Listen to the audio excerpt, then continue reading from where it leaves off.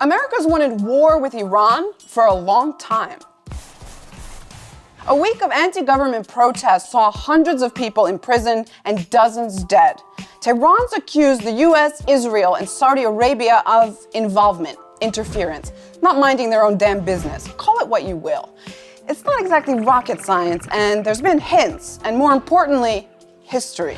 Let's all agree, Trump wants war. A terrorist state, really the number one terrorist state. Whose chief exports are violence, bloodshed, and chaos. America wants regime change. You've said that you want to support, quote, elements in the country that will lead to a peaceful transition of government. That sounds like regime change. There's a long history of attempts to shake the soil under Iran's leaders. So US presidents have made it a habit of bashing the evil state. A maniacal fanatic who has slaughtered thousands and thousands of people, calling it executions. We can't have normalized relations with a state that's branded a terrorist state. States like these and their terrorist allies constitute an axis of evil. In fact, America's been at war with Iran for decades now. The CIA overthrew Iran's democracy in 1953. It's been admitted officially. This isn't just some conspiracy.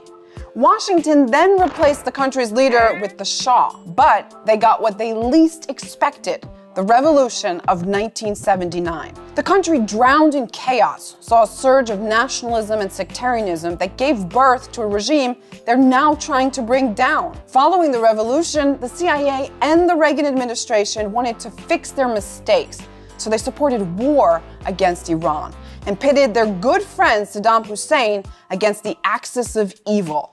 Chemical attacks against Iranians were launched with US approval.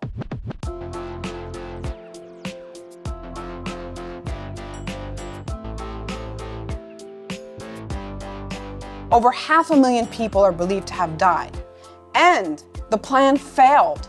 Iran only strengthened its positions in the region. That really pissed off America and backfired big time for Baghdad. At this hour, American and coalition forces are in the early stages of military operations to disarm Iraq, to free its people, and to defend the world from grave danger. You guessed it, there's irony. Washington accused the very same Saddam Hussein of using WMDs and got rid of him. The vacuum that followed reignited sectarian violence between Shias and Sunnis, a division that goes way back. It's why mostly Sunni Saudi Arabia is pinned up against mostly Shia Iran. The kingdom is fighting a proxy war with Iran in Yemen, which has been called the worst humanitarian crisis in decades. And yet the US continues to support Riyadh, mainly with weapon sales and logistical help, all just to keep the Houthis, who are backed by Iran, from gaining power. Iran and Saudi Arabia also are vying for power in Syria, Iraq, and Lebanon. It's a real front line there, with two rivalries struggling for geopolitical control. Of course, the US also has its biggest cheerleader on its side. My friends, one day the Iranian regime will fall.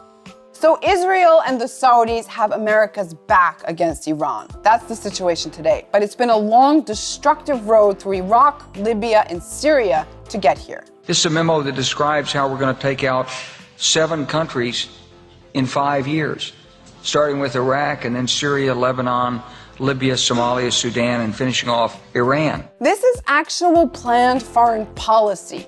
Way before most of you were born, decades of war, intervention, coups, arms, economic bullying, and lots of media bullshit. So where's the real threat?